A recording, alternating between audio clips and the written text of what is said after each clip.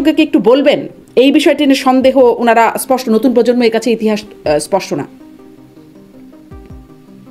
৭১ সালে এই দেশে একটা গণহত্যা হয়েছিল এবং সেই গণহত্যার প্রধানতম সহযোগী ছিল জামাতে ইসলাম এবং জামাতে ইসলামের ছাত্র সংগঠন যারা ছিল তারা অফিসিয়ালি রাজাকার বাহিনী গঠন করেছিল এবং রাজাকার বাহিনীর সদস্য হিসেবে তারা সরকারের কাছ থেকে নিয়মিত ভাতা পেত। এই রাজাকার বাহিনীর কাজ ছিল গণহত্যায় অংশ নেওয়া এবং গণহত্যাকারী পাকিস্তানি বাহিনীকে সহায়তা করা। এটা হলো রিয়েলিটি। যাদের বিচার হয়েছে গণহত্যার যে ট্রাইব্যুনালে, আন্তর্জাতিক মানবতা বিরোধী যে ট্রাইব্যুনালে, সেই বিচার প্রক্রিয়া নিয়ে নানা রকম প্রশ্ন উঠেছে। আন্তর্জাতিক মানের হয়েছে কি হয় নাই এই প্রশ্নগুলো আছে এবং এই প্রশ্নগুলো একেবারে উড়িয়ে দেওয়ার মতো তা আমি মনে করি না। এবং সেখানে বিচার সব ঠিকঠাক মতো হয়েছে, কিছু জায়গায় হয়নি, এগুলিও কিন্তু প্রশ্ন আছে এবং এই প্রশ্নগুলো আমি ইগনোর করতে চাই না। শাহবাগ আন্দোলন, আমি প্রত্যেকটা প্রসঙ্গই অল্প অল্প করে বলছি। শাহবাগের যে আন্দোলনটা, শাহবাগের আন্দোলনটা কি ছিল? কেউ কি স্মরণ করতে পারবে শাহবাগের আন্দোলনটা ছিলটা কি? শাহবাগের আন্দোলন, ওখানে অনেক হুজুগ ছিল, কোনো সন্দেহ নেই। আন্দোলনটা কেন ছিল মনে আছে কিনা যায় না, আমি আবার একটু মনে করে দিই। আব্দুল হান্নান মাসুদ বলেন না ওনাদেরকে ইতিহাস দিয়ে বিভ্রান্ত করা হয়েছে। হ্যাঁ, আসলেই বিভ্রান্ত করা হয়েছে। ওনারা যা ইতিহাসটা বলেন সেটা হলো এক ধরনের ইতিহাস। আমি আপনাকে বলি, বাংলাদেশের ইতিহাস অভ্যুত্থান থেকে শুরু করে ধরি, বাংলাদেশের ইতিহাস অনেক ধরনের ইতিহাস আছে। একটা ইতিহাস লিখেছে শেখ হাসিনার আওয়ামী লীগ। তাদের ইতিহাস পড়লে আপনার কাছে তারা বোঝানোর চেষ্টা করবে এই দেশটা একজন মাত্র লোক পুরা পাক বাহিনীর বিরুদ্ধে যুদ্ধ করছে, হলো শেখ মুজিব। উনি একা যুদ্ধ করে এই দেশটাকে স্বাধীন করছে, আর বাদ বাকি সবাই দুধ ভাত ছিল। এটা হলো আওয়ামী লীগের ইতিহাস। আওয়ামী লীগ এভাবেই বলে। এসকে সিনহা তার মন্তব্য বলেছিলেন এই দেশটা একক কোনো ব্যক্তি স্বাধীন করে নাই, এই দেশটা এই দেশের জনগণ স্বাধীন করেছে। এই বলার অপরাধে তাদের ঘাট ধরে বাইক করে দেওয়া ছিল দেশটিকে। এটা কিন্তু মূল কারণ ছিল, অন্য কারণ কিন্তু বোগাস, এটি মূল কারণ। যাই হোক, এটা হলো আওয়ামী লীগের ন্যারেটিভ। আরেকটা ন্যারেটিভ আছে, সেটা হলো বামপন্থীদের ন্যারেটিভ। বামপন্থীরা কিন্তু এই যুদ্ধের সঙ্গে প্রথমে থেকে বামপন্থীর মধ্যে দুইটা ভাগ ছিল, একটা হলো রাশিয়াপন্থী আর একটা হলো চীনপন্থী। চীনপন্থীরা বলতো এটা নাকি দুই কুকুরের কামড়া কামড়ি, এবং সেই লাইনে কিন্তু মৌলানা ভাসানীও ছিল।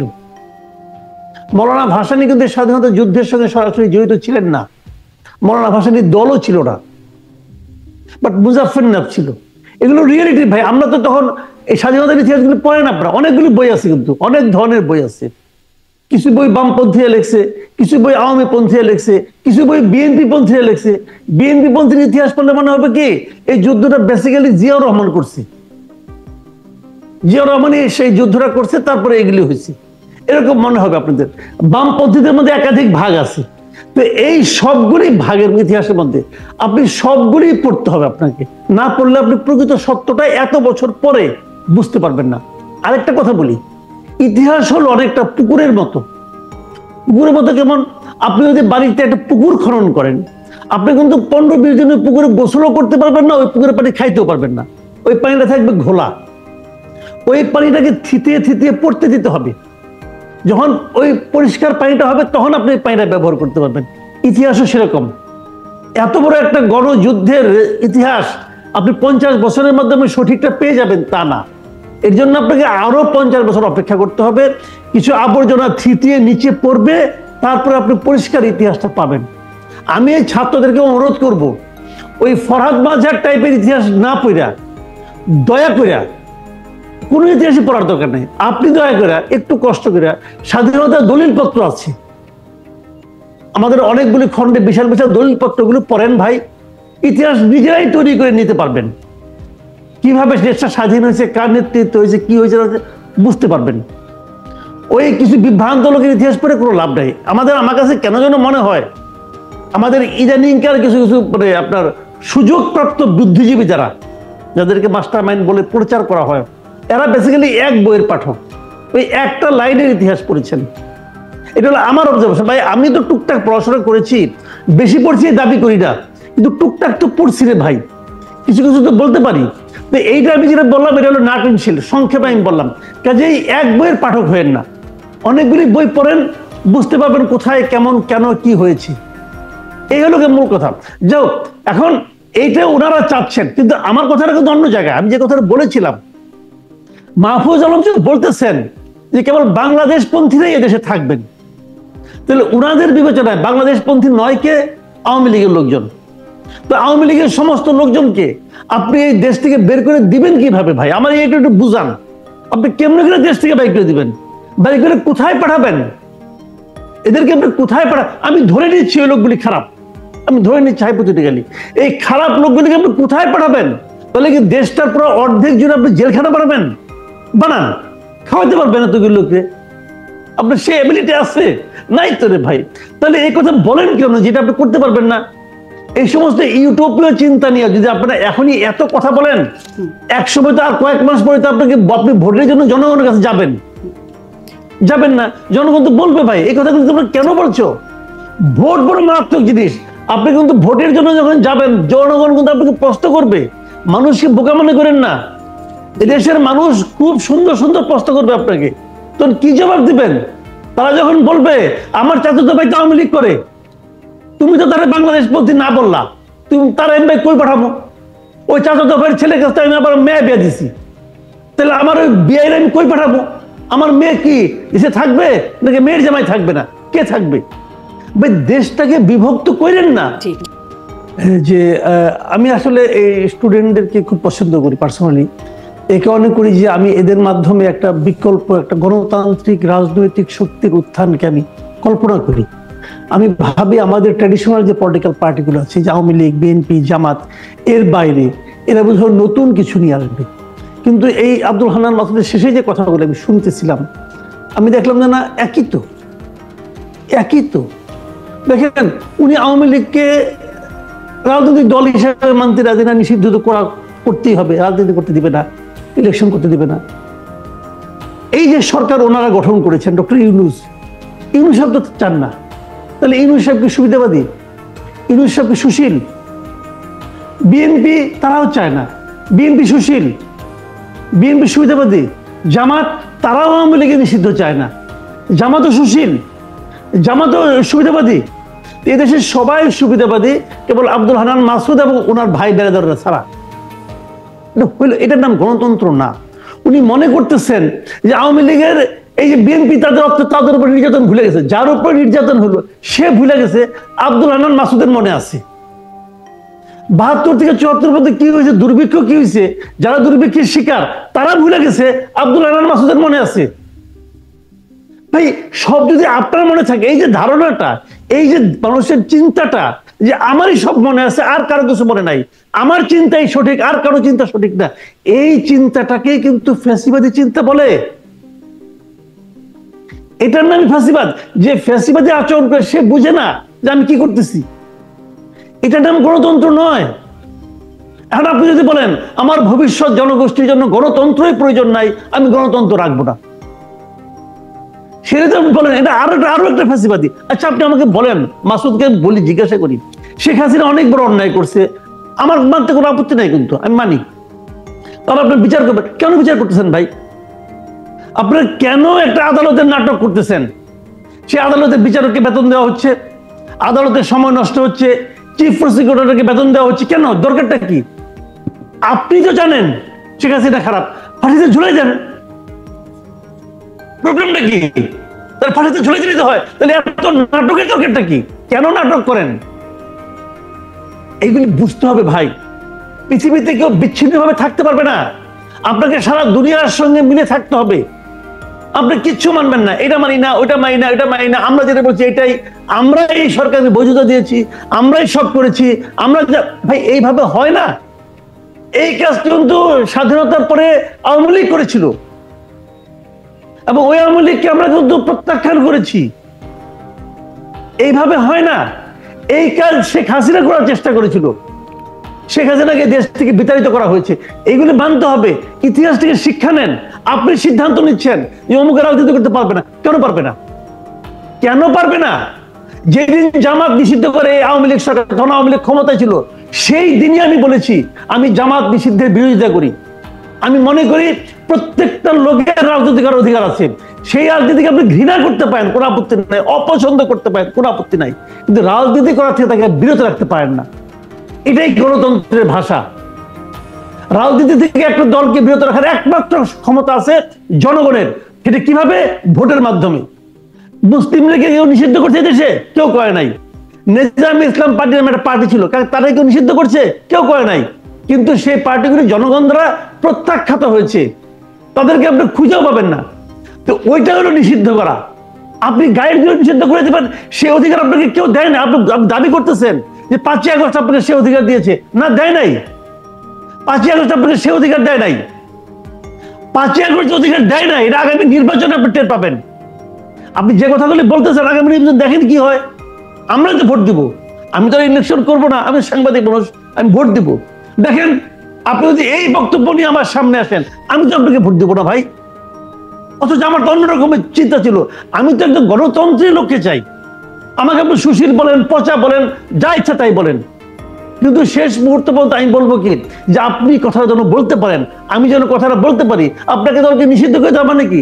তাকে আপনি কথা বলতে দিবেন না। কেন দিবেন না? কেন দিবেন না আপনি? আমি সকলকে, এই যে হিজবুত তাহরীরকে নিষিদ্ধ করেছিল আওয়ামী লীগ, আমি তো মনে করি হিজবুত তাহরীরকে নিষিদ্ধ করার কোনো একটি আওয়ামী লীগের নাই। কি কারণে নিষিদ্ধ করছিল হিজবুত তাহরীরকে? আমি তো মানতে রাজি না।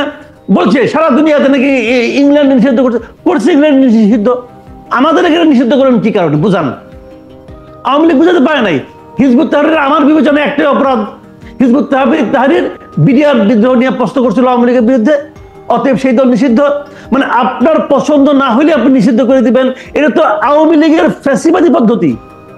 সেই পদ্ধতিতে আপনি কেন যাচ্ছেন? আমি তো আপনার কাছ থেকে আশা করি না ভাই। আমরা চাই যে কথাটা মাহফুজ আলম বলেছেন, এটা মাহফুজ আলম বলতেই পারেন না, কারণ উনি পার্ট অফ গভর্নমেন্ট। উনার চিফ অফ দ্য গভর্নমেন্ট বলতেছে তারা আওয়ামী লীগকে নিষিদ্ধ করতে চায় না, এটা তাদের কাজ না। আর ওনার একজন, মানে আপনার কি বলবো ওনার নাম, যে আপনার দপ্তরবিহীন উপদেষ্টা, মানে যাকে নাকি অনেকে ফান করে বলে উজিরে খামাখা, ওনার একজন উজিরে খামাখা বলতেছেন যে আওয়ামী লীগ উনি নির্বাচন করতে দিবেন না। আপনি কে হে ভাই? কে হে আপনি? আপনাকে এই দেশে এই অধিকার আপনাকে এই দেশে মানুষ কে দিল? কবে দিল? দেখেন না কাগজটা দেখি একটু, কবে আপনাকে দিয়ে দিল? এত বড় বড় কথা বলার লাভ নাই। এদেশে 20 কোটি মানুষ আছে এখনো। এই 20 কোটি মানুষের মানে একদম শেষতম যে মানুষটা, সেই মানুষটা আপনাকে এই প্রশ্নটা করবে, তাকেও আপনাকে যোগ্য জবাব দিতে হবে। যদি আপনি এই কথা বলতে চান, সেই জবাবটা আপনার কাছে আছে প্রস্তুত। ধরেন হান্নান মাসুদ যে কথাগুলি বলেন, আমি এই রূপায়ণ টাওয়ার নিয়ে বলি। রূপায়ণ টাওয়ার নিয়ে কিন্তু একটা প্রশ্ন উঠেছে। কেন উঠলো বলেন তো? বিএনপির কেন্দ্রীয় কার্যালয় নিয়ে তো প্রশ্ন ওঠে না, আওয়ামী লীগের যে ধানমন্ডিতে অফিস ছিল সেই নিয়ে তো উঠে না। রূপায়ণ টাওয়ার নিয়ে কেন উঠলো? ওঠার কারণ হলো দুটো কারণ। কি? মানুষ ধরেই নেয় ওই রাজনৈতিক দলগুলোর ট্রেডিশনাল দল, এবং তারা মানুষের কাছ থেকে, ব্যবসায়ীদের কাছ থেকে টাকা দিবে, নিয়ে তাদেরকে আবার ব্যবসায়িক সুবিধা দিবে বিনিময়ে। কাজেই তারা এটা করবে, ধরে নিছে। আর এদের ব্যাপারে মানুষের একটা বড় প্রত্যাশা যে এরা স্বচ্ছ, এরা ট্রান্সপারেন্ট রাজনীতি করবে। এই জন্য এই প্রশ্নটা কিন্তু এখানে উঠেছে, অন্য কোনো কারণ না। আর একটা কারণ হলো এরা সব স্টুডেন্ট, এদের নিজস্ব কোনো ইনকাম নেই। স্টুডেন্টদের তো ইনকাম থাকার কথা না, স্বাভাবিক নেবে। দুই একজনের ব্যতিক্রম থাকতে পারে, টিউশনি করে, কেউ কেউ অনলাইনে বিজনেস করে, আসে কেউ দাবি করে ইদানিং অনেক টাকা তাদের আছে, ব্যবসা করে পায়, বলছে অনেকে, আমি শুনলাম। সেটাও হতে পারে, কিন্তু সেটা কিন্তু ব্যতিক্রম, সেটা কিন্তু তার ঘরের জন্য।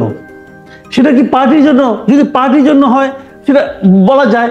এখন যেহেতু প্রশ্নটা উঠেছে, সেহেতু আমি মনে করি ওনাদের উচিত এই ব্যাপারটা ক্লিয়ার করা। প্রতিদিন হিসাব দেওয়ার দরকার নাই, জাস্ট বলে দিলেই হয়, একটা প্রেস ব্রিফিং করে, একটা প্রেস কনফারেন্স করে, আমাদের এই ভবনটার ভাড়া এত টাকা, এই ফ্লোরটার। ওনারা একটা বড় গুরুত্বপূর্ণ জায়গায়, একটা দামি জায়গা নিয়েছেন ওনারা। রূপায়ণ টাওয়ার অনেক বড় একটা জায়গা, এবং বাংলা মোটরের একদম মোড়ে। এটা খুব মানে গলির মধ্যে দোকান না, কিন্তু বিল্ডিং না, কিন্তু এই ভবনের ভাড়া অনেক বেশি। তো বললেই পারে এই ভবনে এত টাকা ভাড়া, আমরা এই টাকাটা এইভাবে নিয়েছি, আমরা একটা প্রাথমিক হিসাব দিয়ে দিলাম। এটা বলে দিলে কি হয়? অন্য কোনো কারণ না, কিন্তু বলে দিলে যেটা হয়, বলা যায়, কিন্তু বলা যায়। তো বলে দিলে হয় কি, মানুষের যে সন্দেহটা, এটা দূর হয়ে যায়। আপনি যত ইনে বিনে বলবেন অডিট করব, হ্যান করব, ত্যান করব, তত মানুষের সন্দেহ বাড়তে থাকবে। আপনারা সামনে নির্বাচন করবেন, এই সন্দেহগুলো কিন্তু আপনাদের নির্বাচনের ভোট প্রাপ্তির ক্ষেত্রে পজিটিভ কোনো ভূমিকা রাখবে না, পজিটিভ কোনো ভূমিকা রাখবে না, সন্দেহ বাড়তে থাকবে। আমি আরেকটা কথা বলি, আপনাদের নিশ্চয়ই মনে আছে মাঝখানে ওবায়দুল কাদের সাহেবের একটা ঘড়ি বিলাস ছিল, ওনার হাতে উনি দামি দামি ঘড়ি পরতেন, এক একটা ঘড়ির দাম ছিল 30 লাখ টাকা 35 লাখ টাকা দামের ঘড়ি। ওনাকে জিজ্ঞাসা করা হয়েছিল এই ঘড়ি আপনি কোথায় পেলেন, উনি বলেছেন যে ওনাকে নাকি অনেকে গিফট করে।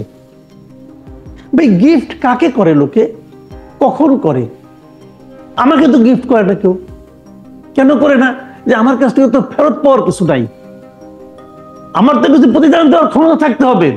একজন যোগাযোগ মন্ত্রীর প্রতিদান দেওয়ার ক্ষমতা আছে, উনি ওনাকে একটা কাজ পাইয়ে দিবেন অথবা কিছু একটা করে দিবেন, একটা তদবির করবেন, এই আশায় 30 লাখ টাকা যখন গিফট দেয় বুঝতে হবে কিন্তু সে 30 কোটি টাকা ইনকাম করে নিয়ে যাবে। তো যখন এই গিফটটা এই দলকে দেয় তখন বুঝতে হবে যারা দেয় ভাই, ফকিররা দেয় না, ব্যবসায়ীরা দেয়। ব্যবসায়ীরা কখনো টাকা পয়সা দেয় না, তারা টাকা পয়সা ইনভেস্ট করে। মাথায় রাখতে পারে it's one kind of investment, এবং এই ইনভেস্টমেন্টের তারা রিটার্ন চায়। তো রিটার্ন তো যারা দেওয়ার প্রতিশ্রুতি হয় দিয়েছে অথবা পেয়েছে, অথবা এক ধরনের কৃতজ্ঞতার পাশে আবদ্ধ হয়েছে, এই যে বলে না ক্যাশ অর কাইন্ড, কিছু একটা হবে। তো এই সন্দেহগুলো কিন্তু তৈরি হয়। আমি বলছি না ওনারা এত দ্রুত পৌঁছে গেছে, এটা আমি বলি না, বাট আমি বলি লোকে যেন বিশ্বাস করতে পারে, লোকে যেন সন্দেহ না করে, এই জন্য ওনাদের উচিত হবে দ্রুত একটা প্রেস কনফারেন্স করে সব জানিয়ে দেওয়া, এই ভবনটা আমরা এত টাকা ভাড়া দেই প্রতি মাসে, এই টাকাটা আমাদের প্রাথমিকভাবে এই জায়গা থেকে এসেছে, দু একজনের নামও বলা। যদি কেউ বলে ভাই আমার নাম বললো না, তখন বুঝতে হবে তোমার মধ্যে তাহলে ঝামেলা আছে। এখন ধরেন আমি একটা উদাহরণ দিয়ে বলি, 10 জন ব্যবসায়ীর নাম সরকার দিয়েছে, যে 10 জন দেশ থেকে বিপুল অঙ্কের অর্থ পাচার করেছে, তাই না? এস আলম আছে, বসুন্ধরা গ্রুপ আছে, সালমান রহমান আছে, অপশনিন আছে, আছে তো অনেকগুলো, অপশনিন না, সরি অপশনিন না, ওবায়দুল করিম সাহেবের যে গ্রুপটা, ওই গ্রুপটা আছে, এরকম 10-12টা গ্রুপ আছে, 10টা গ্রুপের কথা আছে। আমি যদি এখন, যেহেতু আপনার নাম বলছেন না, তাহলে আমি যদি বলি এইখান থেকে কেউ আপনাকে টাকাটা দিচ্ছে, আপনি কি জবাব দিবেন? তারা দিছে, তাদেরকে সাপোর্ট দেওয়ার জন্য দিছে। বসুন্ধরা কিনে করতেছে না, বসুন্ধরা গ্রুপ তো বিএনপির লোকজন কিনে তার অফিসে নিয়ে চাকরি দিচ্ছে, তাদেরকে সাপোর্ট দেওয়ার জন্য দিয়েছে। আমি তো এখনো শুনেছি যে আপনার এই বৈষম্য বিরোধী ছাত্র আন্দোলনেরও কেউ কেউ ওই বসুন্ধরা অফিসে গিয়েছে, সেটা শোনা কথা, না হইতে পারে, আমি জানি না, শুনেছি আমি। তাহলে এগুলো তো হচ্ছে ভাই, এই সন্দেহগুলো কিছুই থাকতো না যদি আপনার প্রকাশ করার সৎসাহস থাকতো। আপনারা এড়িয়ে যাচ্ছেন। তো এড়িয়ে যাওয়ার অর্থ হলো যে আপনাদের মধ্যে কিছু একটা আছে যা আপনারা বলার, উচ্চারণ করার আপনার সাহস নাই। আমরা তো এই ধরনের পলিটিক্যাল পার্টি চাই না, তাহলে তো ট্র্যাডিশনাল পার্টির সঙ্গে আপনাদের পার্থক্যটা কি? আমরা তো আপনাদেরকে ভালোবাসতে চাই, তো ভালোবাসার সুযোগটা আমাদেরকে দেন, সেই সুযোগটা কোথায়? তো এই সমস্ত প্রশ্নগুলি কিন্তু ভাই উঠবে আগামীতে, সামনে ইলেকশন আরো গুরুত্ব। আমি ওনাদেরকে আশা করব যে আপনি বলেন, আপনি আমাকে অনেকে বলে তোমার কি ইনকাম, আমি যে আসেন আমি আমার ইনকাম সব খবর দিয়ে দিচ্ছি, আমাকে জিজ্ঞেস করলে বলে দেবো আমার কি কি ইনকাম আছে, কারণ আমি ট্রান্সপারেন্ট, আমি জানি আমি কি করেছি, আমি জানি আমার কি আয়, আমি বলতে পারবো আমার শার্টের দাম কত, আমি বলতে পারবো আমার প্যান্টের দাম কত, আমি বলতে পারবো, কারণ আমি ট্রান্সপারেন্ট। আমি বলতে পারবো এই টাকাটা কোথেকে আসছে, আপনি বলতে পারবেন না কেন? আমার গিফট দিলেও আমি বলতে পারি আমাকে এটা একজন গিফট দিছি, ইদানিং গিফট কেউ দেয় কিন্তু খুব কম কম দামি গিফট দেয়, তো এটা তো হতেই পারে ভাই, তো কোনো সমস্যা নাই তো, বলেন না, বলে দেন। জি।